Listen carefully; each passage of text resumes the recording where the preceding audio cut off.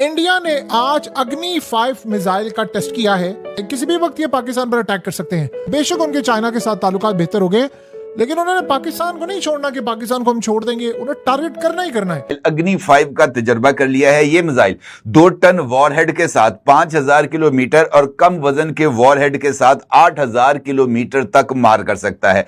इस मिसाइल में एक ही वक्त में 5 अहदाफ को निशाना बनाने की सलाहियत भी है और इस मिसाइल के तजुर्बे के बाद चीन का हर शहर, पूरे का पूरा रूस, मॉस्को समेत और सूडान समेत अफ्रीका के कई ममालिक भारत के इस मिसाइल की जद में आ चुके हैं।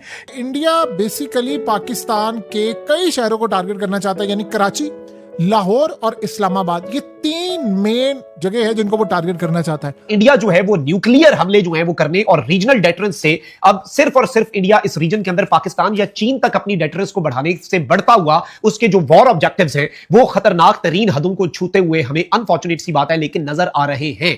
और ये जो चीज है इससे एक नई जंग का आगाज हो। क्राइसिस इतना बड़ा खड़ा हो गया है, इतनी बड़ी स्ट्रेटेजिक कंफ्यूजन नजर आ रही है पूरी रियासत में। इस वक्त पूरे पाकिस्तान में कोई पॉलिटिकल ओनरशिप है ही नहीं इस क्राइसिस की। कोई पॉलिटिकल पार्टी रिस्पॉन्सिबल नहीं है, फेडरल गवर्नमेंट रिस्पॉन्सिबल नहीं है कि ये पाकिस्तान हमारा है, हमने इसको हर हाल में बचाना है। अगर ये डूबेगा तो हम साथ डूबेंगे, इसको छोड़कर नहीं भागेंगे। कि अगर किसी ने 2.5 करोड़ पाकिस्तानियों का पानी रोकने की कोशिश की गई तो हमारे पास मिसाइलों की कमी नहीं है। तो दर हकीकत इसमें मैं ये जरूर कहूंगा कि हमारे फील्ड मार्शल साहब पाकिस्तान की दिफा और इकानमी के लिहाज से बहुत सीरियस है और होना चाहिए, क्योंकि इसकी कमी महसूस की। बार हमारे फील्ड मार्शल साहब ने कहा कि ये 1971 नहीं है, उस वक्त हालात कुछ और थे, आज हालात कुछ और हैं। हम पाकिस्तान के एक एक इंच की हिफाजत करने की सलाहियत रखते हैं। एक क्लियर मैसेज बार बार भारत को दिया जाता है कि don't you dare try it again. और बल्कि एक दफा इसमें उन्होंने एक ये भी बात कही है कि हम सिर्फ अब बॉर्डर पे नहीं रहेंगे, हम डीप ईस्ट के अंदर जाके जहां आपके फाइनेंशियल एसेट्स हैं, जहां अडानी अंबानी की फैक्ट्रियां हैं, हम इस वहां से शुरू करेंगे। तो matter of fact he is very determined, he is very serious. अगर इस वक्त इस क्राइसिस, इस फितने को हैंडल नहीं किया गया तो भारत की जानिब से जो दूसरा राउंड शुरू होने वाला है, जो दूसरा हमला हमारे ऊपर होने वाला है, उसमें हमें बहुत ज्यादा भारी नुकसान होगा कि हमारी पुष्ट इस वक्त गैर महफूज है। हमारे एयरबेसेस, हमारे कॉन्वॉयज, हमारे मिलिट्री कंटोनमेंट्स, वो सब गैर महफूज हैं, चूंकि बलूचिस्तान लिबरेशन आर्मी और खवारिज जहन्नुम के कुत्ते इस वक्त पूरी तरह से एक्टिव हो चुके हैं। भारत ने हमला करने से पहले अपनी तमाम मुक्ति वाहिनियों को एक्टिवेट कर दिया है, जिस तरह उसने मशरकी पाकिस्तान में किया। और सिर्फ ये जो मोदी साहब की जो एक तंग नजर वाली हुकूमत आई है 2014 में, पिछली हुकूमत जो बीजेपी की थी वाजपेयी के साथ, वो भी अगरचे नजरियाती तौर पे यही थी, लेकिन ये कि वाजपेयी का एक विजन था दूसरा, तो उसकी वजह से उनकी कोशिश थी किसी तरह इंडिया पाकिस्तान के रिलेशन में इम्प्रूवमेंट हो। ठीक है, वो कामयाबी नहीं हुई उसके अंदर बहुत सी वजूहात की बिना पर।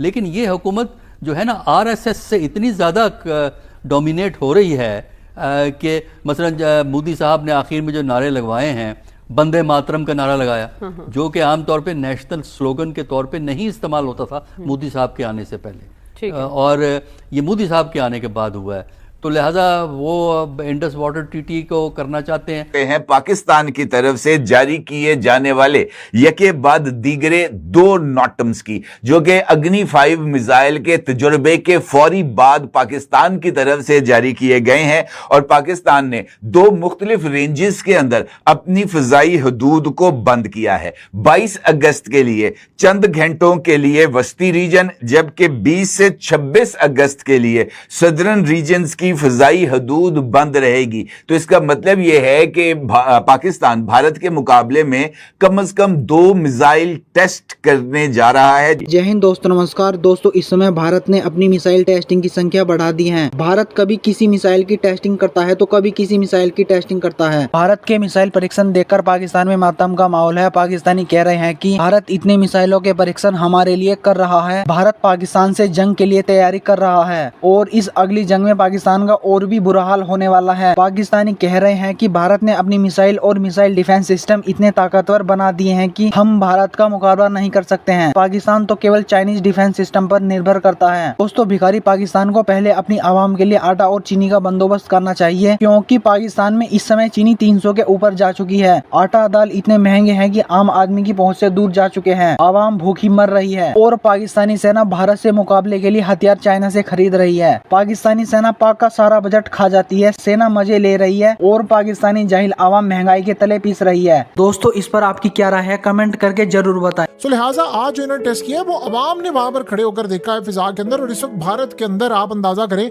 यहाँ तक बातचीत हो रही है। आप उनका मीडिया उठाया, आप उनका सोशल मीडिया देखे, आप उनके लोगों को देखे, हर जगह एक बात की जा रही है कि जी अग्नि 5 इस दफा पाकिस्तान पर आप हिट करें और न्यूक्लियर वॉरहेड के साथ हिट करें। यानी आप अंदाजा करें इंडिया के असल में देखिए अग्नि मिसाइल की कई किस्में हैं, उनका जो शॉर्टर रेंज है वो भी जाहिर सी बात है पाकिस्तान चाह सकता है, जाहिर सी बात है हम मारेंगे तो वहां करीब चला जाएगा, एक दूसरे के साथ ही है।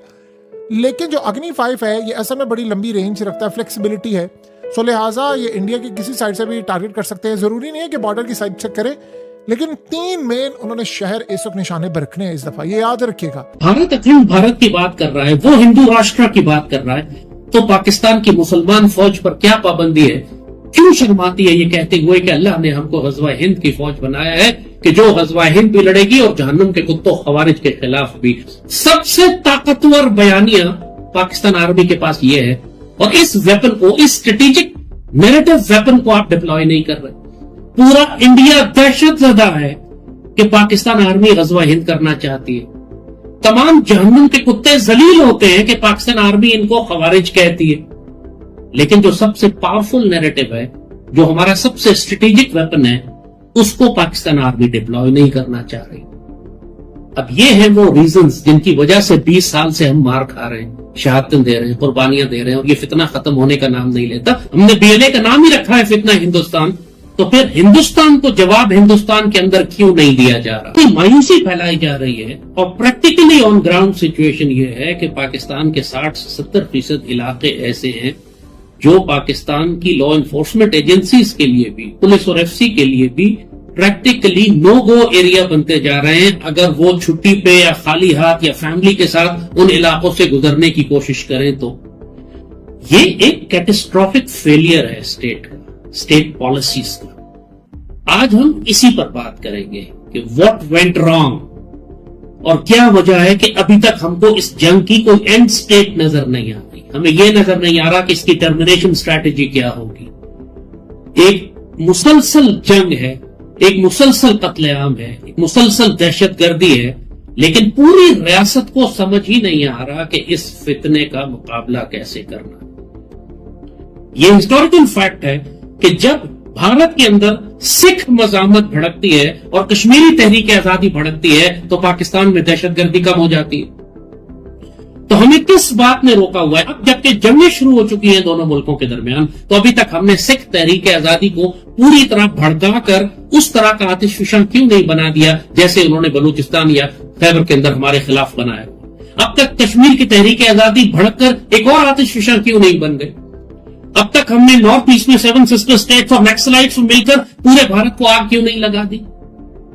यही हमारी वो पॉलिसी ब्लंडर्स हैं, वो हमारी स्ट्रेटेजिक इंडिसिजन और कंफ्यूजन है कि जिसकी सजा हम काट रहे हैं एक रियासत की हैसियत से।